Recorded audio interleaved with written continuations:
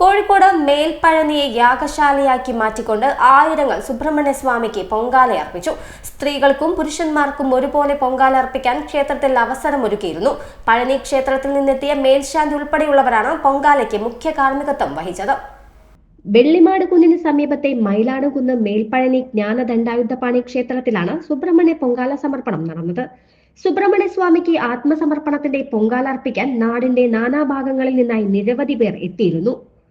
சரவண பவனே ஷண்முக வடிவே சரணடைந்தோமே வேல் முருகா, கரங்கள் குவித்து உன்னடி பணிய காத்திடுவாயே வேல் முருகா, நிரந்தரமான உனதருள் வேண்டி நினைப்போம் உன்னை வேல் முருகா, பரமன் மகனே பன்னிரு கரனே பணிந்தோம் உன்னை வேல் முருகா, நறுமலர் எடுத்து சரமாய் தொடுத்து நான் உனக்களிப்பேன் வேல் முருகா.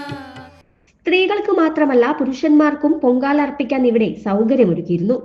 പഴനിയിലെ മേൽശാന്തി ഉൾപ്പെടെയുള്ള ആചാര്യന്മാരാണ് പൊങ്കാല ചടങ്ങുകൾക്ക് മുഖ്യ കാർമ്മികത്വം വഹിച്ചത്. കോഴിക്കോട് വെള്ളിപ്പറമ്പ മേൽപ്പഴനി ஞானதண்டாயுதபாணி சுவாமி கோயிலில் கந்தசஷ்டி பெருவிழா சிறப்பாக நடைபெற்றது.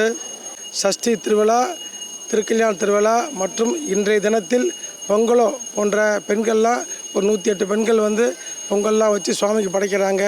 இந்த திருவிழாவை நமது மேல்பழனி ஞானதண்ட சுவாமி ஆலயத்தின் சரவண பவா ஃபவுண்டேஷன் சார்பாகவும் நமது முரளிதர சுவாமிகள் சரவணபவா சுவாமிகளின் அனுக்கிரகத்தாலும் மிக சிறப்பாக நடைபெற்று கொண்டிருக்கிறது.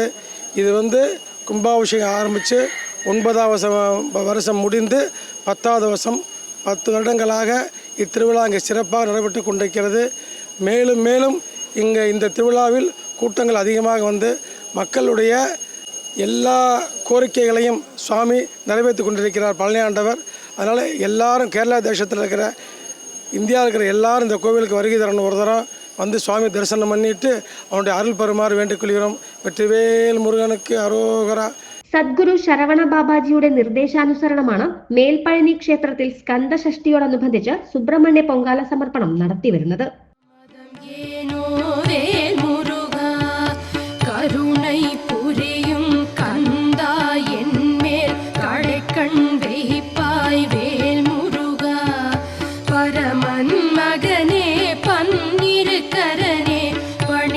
മേൽപ്പഴനിയെ സംബന്ധിച്ചിടത്തോളം ഉത്സവങ്ങളിൽ പ്രധാനമാണ് സ്കന്ദഷഷ്ടി മഹോത്സവം.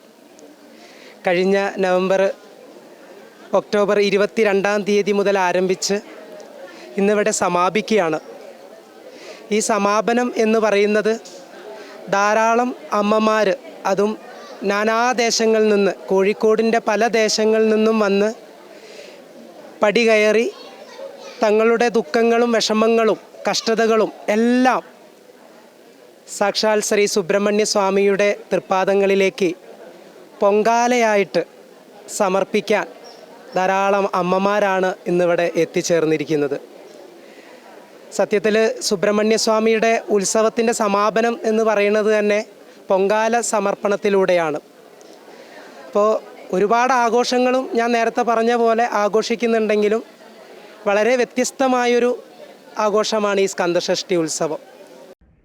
കാലത്ത് 10 മണിയോടെ പൂജകൾക്ക് ശേഷം ക്ഷേത്രത്തിന് മുന്നിലെ ഭണ്ഡാരാടുപ്പിൽ പഴനി ക്ഷേത്രത്തിലെ മേൽശാന്തി ദീപം പകർന്നതോടെയാണ് പൊങ്കാല ചടങ്ങുകൾക്ക് തുടക്കമായത്.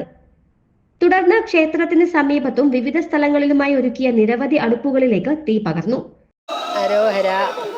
പൊങ്കാലിട്ട് ഞങ്ങൾ എല്ലാ വർഷവും പൊങ്കാല ഇടേണ്ടതാണ്. ഞങ്ങൾക്ക് സന്തോഷമായി. എല്ലാ വർഷവും ഞങ്ങൾ ഇടലുണ്ട് പൊങ്കാല. ഞങ്ങൾക്ക് ഒരുപാട് അനുഭവമാണ് ഇതിന്ന് ഞങ്ങൾക്ക് എല്ലാവർക്കും കിട്ടുന്നത്. ഒരുപാട് സന്തോഷമാണ്. ഒരുപാട് എന്താ പറയുക, സന്തോഷത്തിൻ്റെ ഒരു ഭാഗം തന്നെയാണ് ഞങ്ങൾ ഈ ഒരു പൊങ്കാല. ഞാൻ 5 വർഷമായി അവിടെ പൊങ്കാല ഇടാൻ കൂടി. ഈ പ്രാവശ്യം കൂടെ 5 വർഷമായി ഞാൻ പൊങ്കാല ഇടാൻ വരും. ഇനിയും സ്വാമിജിയുടെയും മുരുകൻ്റെയും ഇവിടുത്തെ എല്ലാ ദേവി ദേവന്മാരെയും അനുഗ്രഹത്തിൽ ഇനിയും നമുക്കത് ഇന്നും സാധിക്കട്ടെ പ്രാർത്ഥിക്കുന്നു. ഈ പൊങ്കാലയ്ക്ക് ഒരു പ്രത്യേകതയുണ്ട്. ഇവിടെ സ്ത്രീകൾക്കും പുരുഷന്മാർക്കും ഒരേപോലെ ഈ പൊങ്കാല സമർപ്പിക്കുക എന്നുള്ള പ്രത്യേകതയാണ്.